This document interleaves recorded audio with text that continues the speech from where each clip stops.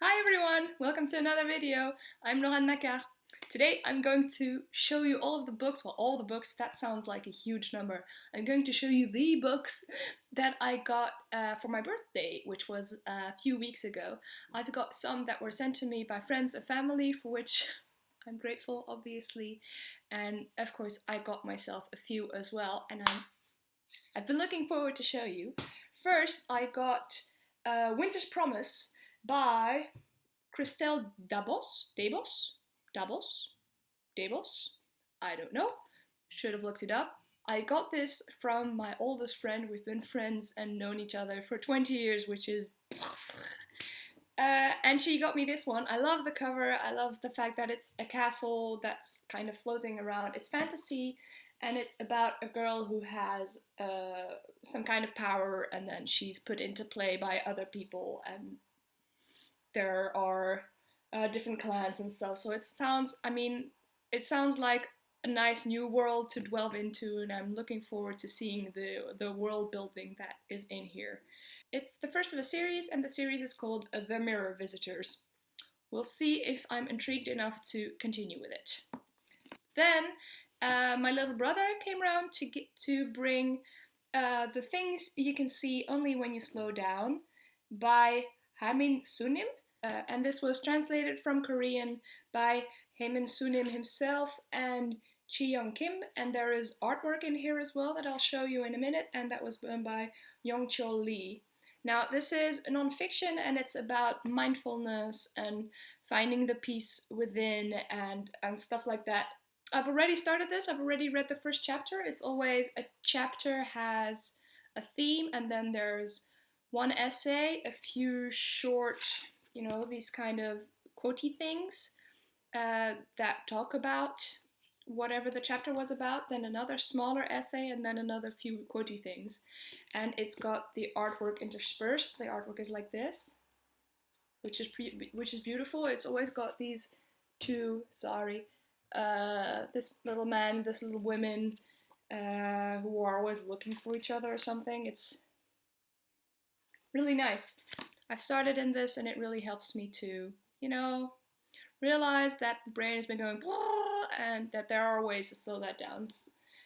So thank you, little brother. Then I have two books that I ordered that I was able to order thanks to the mother of my boyfriend, and I suppose his father as well. And those are Once Upon a Time and The 13th Tale by Diane Setterfield. I have already read and loved Once Upon a River. I read it last year, and it was absolutely fantastic. It's set around a river, the Thames, and a young girl is found, and it's not really certain. Well, there are three families, let's say, that have a claim to her, and we don't really know who she belongs to, and it's around this world, and I love, love, love Diane Setterfield's storytelling. It's one of the places is an inn or a tavern where people go to tell one another stories, and that's wonderful. I was there in this inn, with the musky atmosphere and the people with these voices, like, completely bringing you into their worlds, and the nice innkeeper and his wife, and that whole atmosphere. I was there, so I've been looking forward to reading her other book, The 13th Tale. This is apparently about books. I don't really know what it's about, because I knew, if it's about books and if it's got the storytelling of this, I'm gonna be good anyway. So looking forward to this as well.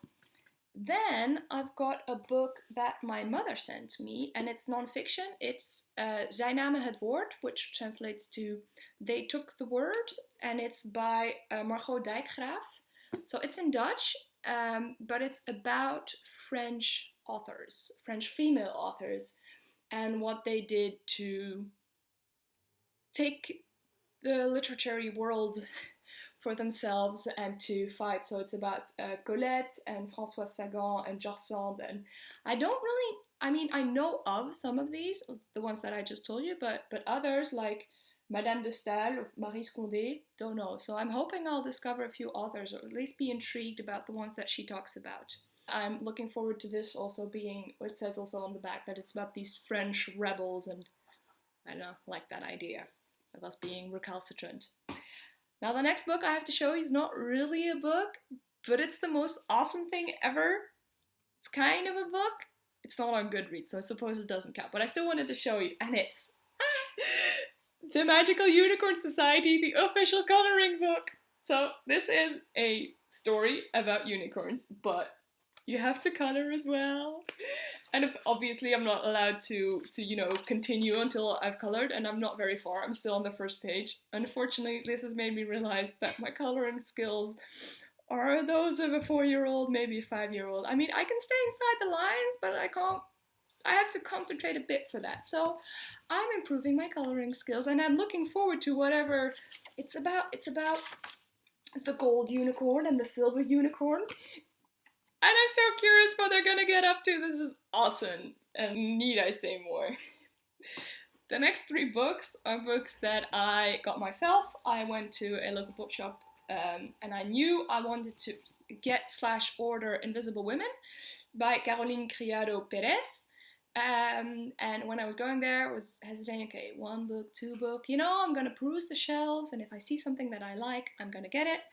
And when I was there, I saw the Mercies by Kiran, Millwood, Hargrave, and I love this cover, and I've been wanting to read this. This is about a small city in Norway where on one stormy night all of the men die in the storm when they're out at sea, and the women need to not only grieve for them, but build up their society again and take on these roles that the men had previously. And at one point, a Scottish man comes to look at their society, and he's a witch hunter, and he's obviously not gonna like the fact that these women are doing things that we women are not supposed to do.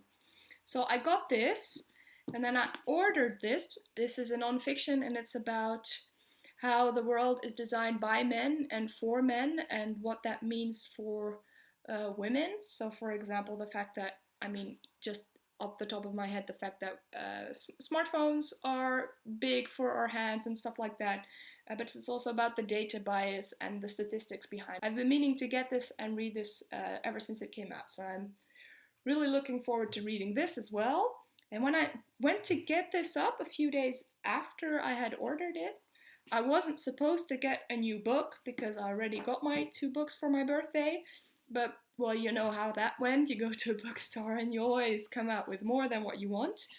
And I saw this one, the France Intifada, the French Antifada, by Andrew Hussey.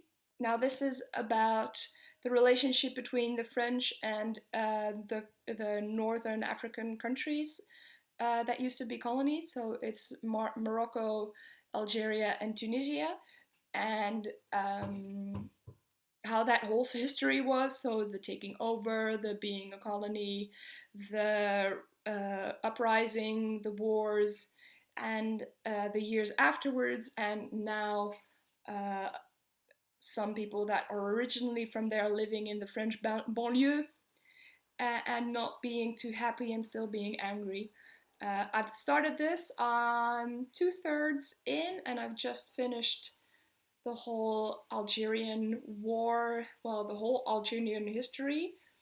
It's fascinating. Andrew Hussey is an Englishman, but he's lived in France for a while, and he's interested in this topic. And the fact that he's English was one of the reasons that I wanted to read this. He's obviously going to have a different view from it from a typical Frenchman or a typical Algerian, for example. And it also showed because he was able to go to the banlieues and talk to some people there whose initial reaction was, no, go away, we don't want to talk to the press. But when he says, hey, I'm British, they kind of do start talk to him. This has been great. I'm learning a lot about the history and how complicated the relationship between France and for now Algeria is. I had no idea of most of the things that happen in this. This has been absolutely fascinating. I'm already so happy that I got this. Now those were all of the books that I got. It's quite a stack. It's 1, 2, 3, 4, 5, 6, 7 books that I've got to read. I can now start reading that I haven't read. And obviously I'm super intrigued by them now, so what I've decided I was going to do was every time read one of these and then read another book that's on my TBR, because otherwise I'm gonna forget about them again. And I've been, with all of the staying at home, I've been doing huge progress, and my TBR is shrinking and shrinking, so I don't want to forget those books. So it's one of these, one of those, one of these, one of those. That's my rule for now. Now, let me know if you've read any of these books, what you thought about them, if there are any that you've been meaning to be reading. What do you do for a birthday? How do you ask for books? What I've now been doing is asking sometimes for books that I've read, like from the library or on audio, that I've loved, loved, loved, and I want to have, because then at least I'll know I'll keep them. So that's one of the reasons I got this little beauty. Anywho, thanks for watching. See you next video. Bye.